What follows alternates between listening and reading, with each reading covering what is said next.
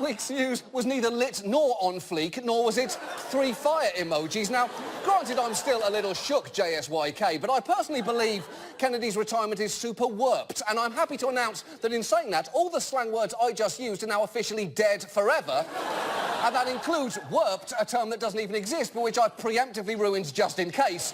Remember, teens, don't let white men in their 40s hear the cool words you use. We will bury them.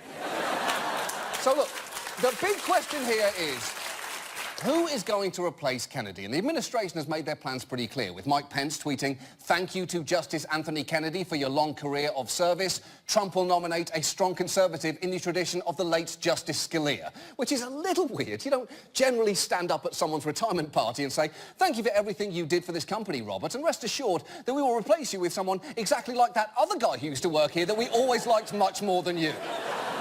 And Trump already has a list of potential nominees assembled with the help of the Conservative Federalist Society, whose vice president seems pretty confident in their choices. Is there a leading contender for you? No, there's not. Really not? No, the list is really good. They're not in order? You're just saying... No.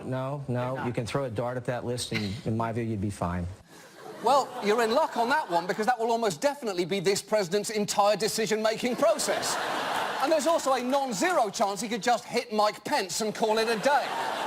And given all of this, it is understandable that Democrats are now desperately trying to game out arguments that would let them obstruct or delay Trump's nomination. They've appealed to Mitch McConnell's sense of fairness and consistency by pointing out that he refused to confirm Merrick Garland before a major election. The problem there is that McConnell couldn't give a flying fuck about fairness or consistency, meaning some Democrats have now been forced to move on to Plan B. The President of the United States right now is a subject of an ongoing criminal investigation. An investigation that every member of this committee knows could end up before the Supreme Court. I believe that this committee should or can and do not believe that this committee should or can in good conscience consider a nominee put forward by this president until that investigation is concluded.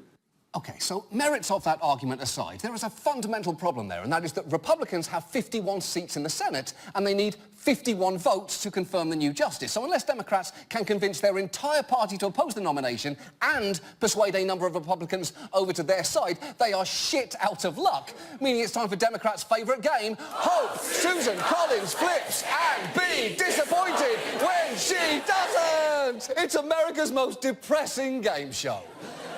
And look, the consequences here will almost certainly be extremely grim. Just watch CNN legal analyst Jeffrey Toobin seemingly visit every single show on CNN to do whatever the exact opposite of sugarcoating is. Roe v. Wade is doomed. It is gone because Donald Trump won the election. Abortion will be illegal in quite a significant part of the United States soon. All this fantasy talk about, oh, I don't know if Roe v. Wade is going to be overturned. Yeah, which we of just heard. course it's going to be overturned. Roe v. Wade is going to disappear. It arrived in 1973, and it will die shortly. Jeff, I heard you say earlier that within 18 months abortion could be illegal in as many as 20 states. No, I said abortion will be illegal in as many as 20 states because Roe v. Wade is dead today. Wow! I would not want to hear Jeffrey Toobin tell his daughter that their dog passed away. Sweetheart, Baxter was taken to a farm upstate and then shot in the face. He's dead now. He's dead. He's got no face anymore. But look, I'm happy to say here that there is actually some good news, because it turns out there is a constitutional loophole that allows Democrats to... I'm obviously lying here. There is no good news. Everything is terrible now. And look, barring some massive screw-up from Trump, the only thing anyone can really do now is vote. And there are actually two key elections you should really try and vote in. One in 2016 and one in 2014, because that is what got us into this mess. So I want you to go and find a medium-sized cardboard box right now. Take a pen and write "Time Machine" on the side of it.